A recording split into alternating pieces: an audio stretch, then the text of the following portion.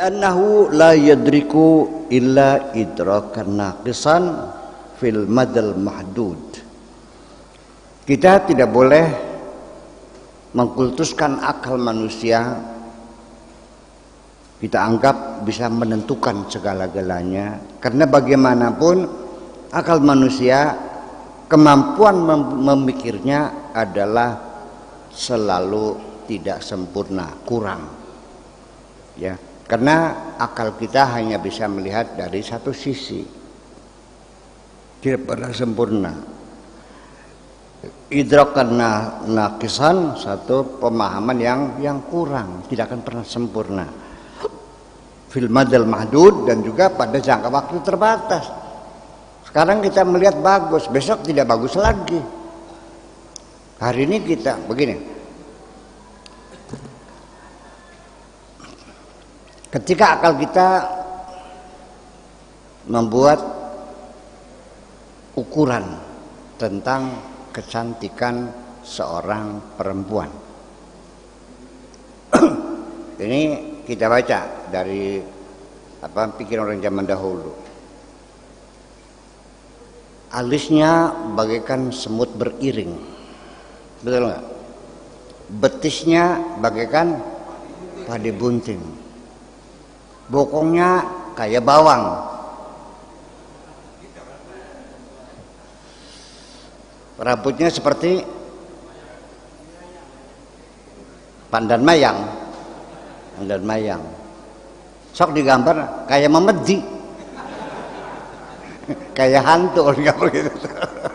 Iya kan? Ya berubah, berbeda. Ya, faktor intelektual, kecerdasan, dan perilaku behaviorism itu masuk dalam penilaian kecantikan. Betul nggak? Dan ukurannya adalah keserasian. Hidung mancung itu tidak mesti cantik. Banyak orang jelek hidungnya mancung aja. Banyak orang yang tidak mancung tapi cantik. Kalau Desi mancung nggak? Cantik nggak? Cantik kan? Ya, paham. Dulu orang, akal manusia menghitung kekayaan orang. Metodologinya apa? Dihitung kambingnya berapa, sapinya berapa, kerbaunya berapa, sapinya berapa. Sekarang masih begitu cara menghitung kekayaan orang. Sekarang uang duitnya triliun, miliar, nggak kelihatan duitnya, sudah masuk dalam dunia maya aja. Betul nggak? Udah masuk dalam imani, tapi kartunya bisa buat belanja loh. Iya, beli mobil juga bisa, pesawat juga bisa. Kira-kira seperti itulah kira-kira. Makanya dalam segala hal ilmu, itu satu contoh saja nanti ya, bahwa nilai-nilai peradaban, nilai-nilai logika, nilai-nilai etika, semuanya bergerak. Dan tidak akan pernah sempurna manusia melihat itu. Harus diterangkan biar paham. Wa yastahilu an yadura min jami'i zawaya wa ila jami'il masalih.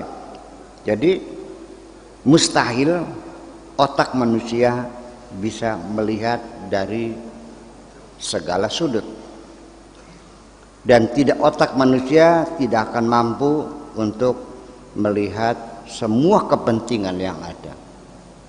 Akan ada kepentingan-kepentingan yang tersembunyi yang tidak pernah terpikirkan oleh kita. Kadang tersebarnya virus corona, tahu nggak kepentingannya apa? Nggak tahu kan? Sampai sekarang saya belum tahu.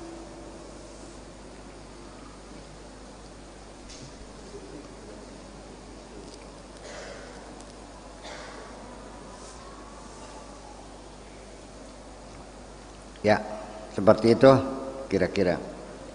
La fil lahzatil wahidah wala fit tarihi kulli.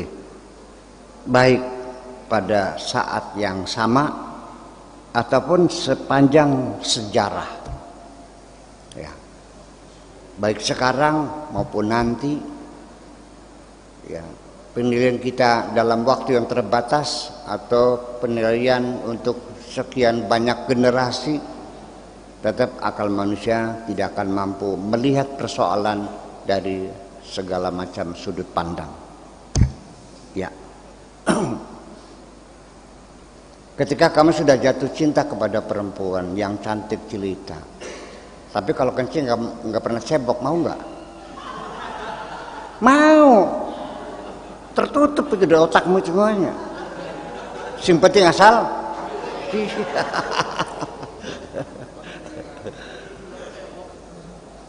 Iya. Iya. Seperti itu. Nah, bainama syariatullahi tanduru hadhihi nadrah. Jadi sementara syariat Allah itu melihatnya dari pandangan seperti ini, fala yambaghi an yakunal hukmu fiha. Jadi tidak pantaslah kita memberikan keputusan fi hukmi sabitin qat'iyyin min ahkamiha mauqulan ilal idrakil basyari, dan juga tidak boleh kita memutuskan secara permanen, qat'iyyin secara pasti, min anna ahkamiha mauqulan ilal idrakil basyari, bahwa efektifnya undang-undang berlaku ditentukan oleh daya mampu pikir manusia. Enggak. Ya. Wa aqsa ma yatatallabu minal idrakil basyari, jadi kemampuan akal manusia yang dituntut pada jangkauan yang terjauh, ya, dituntut kepada idrakul basyari, pemahaman manusia, an yataharra, untuk meneliti, untuk mengamati, untuk menyelidiki, idraku dilalatin nassi, meneliti untuk memahami maksud-maksud dari nas itu, dilalah nas tersebut, wantibaqihi, dan juga termasuk implementasinya, kecocokannya, la ayataharra al maslaha au adamil maslaha fi, bukan yang bukan mencari kemaslahatan, keuntungan dan kepentingan, apakah ada keuntungannya atau tidak. Yang dicari bagaimana kita memahami nas tadi, bukan mencari apa keuntungannya. Ini maksudnya di sini. Nah, kembali lagi, akan tetapi kemampuan para ulama mujtahidin ketika untuk beristimbat dari nas Al-Quran, nas hadis, hasilnya tidak sama. Ini makan buah si malakama sendiri, iya kan? Akhirnya ketika berbeda kadang-kadang seperti kontradiksi. Nyenggol istri, ada yang bilang batal, ada yang bilang tidak, itu kan kelihatan kontradiktif. Sekalipun nanti dalam ilmu logika, apabila ada dua hal yang bertentangan dari sisi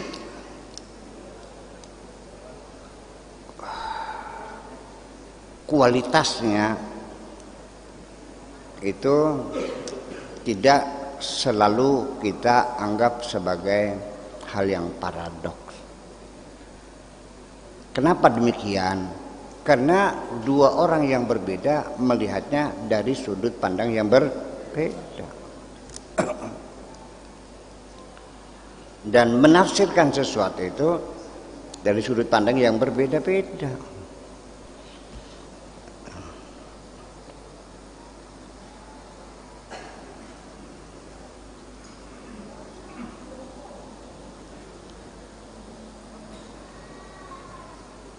Fal maslahatu mutahaqqiqatun aslan biwujudin nasi min qibalillahi ta'ala.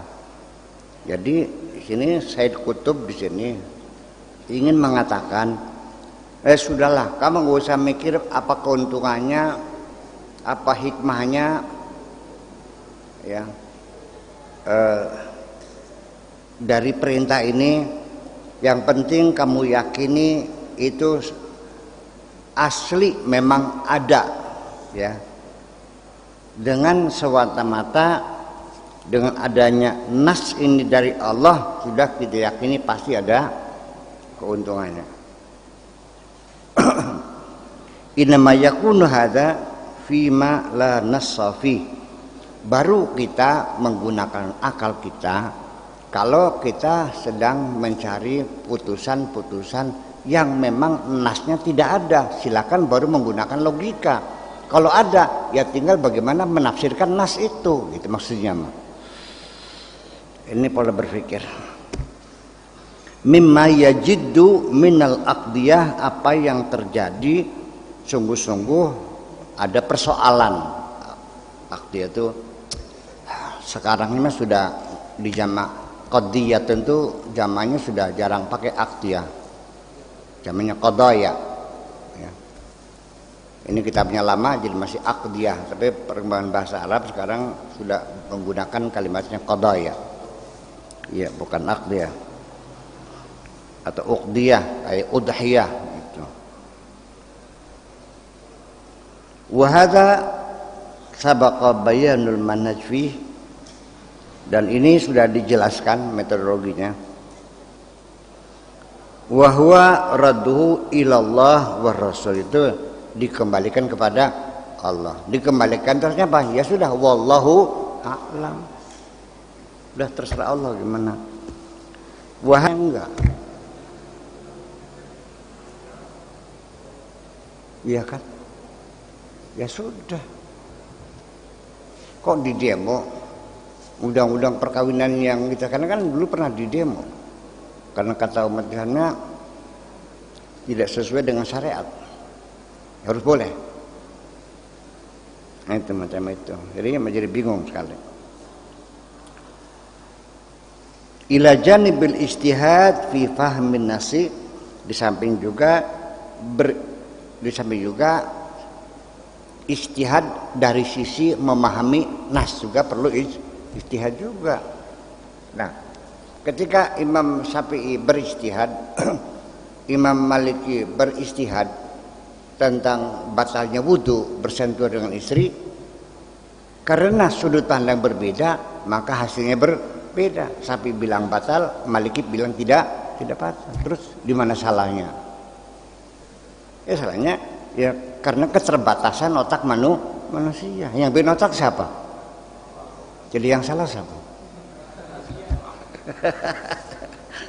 Ya udah. Jadi namanya apapun, namanya temuan akal manusia dalam bidang ilmu. Ilmu apa saja? Tidak ada yang pasti. Sampai ilmu yang disebut ilmu pasti pun ternyata sekarang tidak pasti. Apalagi ilmu sosial yang sangat tidak pasti. Kan gitu. Wal wuquf indahu, artinya mengamati, la tahkimul aqlil basyari fi madlulihi, bukan mentahkimkan akal manusia, bukan meminta putusan kepada akal manusia tentang bagaimana madlulnya, ya, bagaimana indikatornya, indukitidnya, yahmilul maslahata aw la yahmiluha, apa perintah Tuhan itu mengandung keuntungan atau tidak mengandung keuntungan. Bukan akal manusia yang bertugas mendeteksi, mencari apakah perintah ini ada keuntungannya ataupun tidak. Inna majalal akli, karena bidang kerja akal itu adalah Al-akbar yang paling besar, inna majalal aqlil bashar al-akbar fi ma'rifati nawamisil kaun.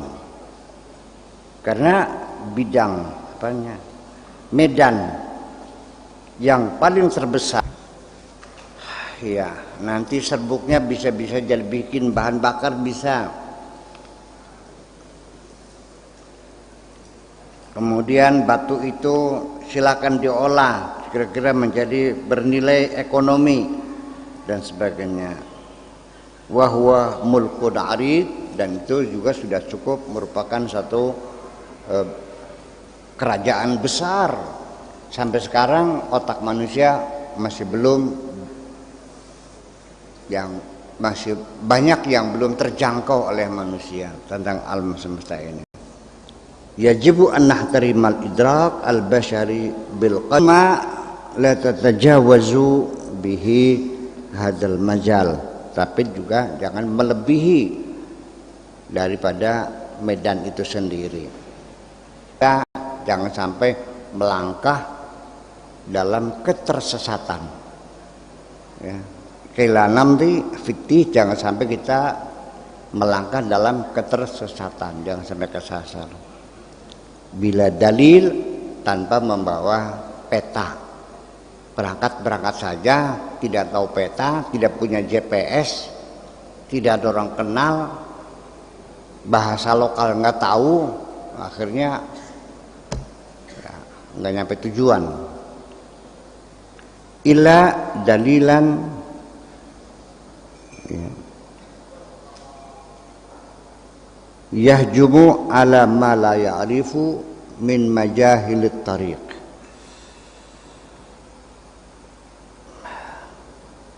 Melangkah tanpa peta masih mending melangkah tanpa peta, masih bisa diijtihad daripada berangkat ke tempat yang tidak dikenal membawa peta yang salah. Itu maksudnya. Petanya salah atau sudah kadaluarsa, peta Jakarta zaman Belanda. tahun 1913. Iya.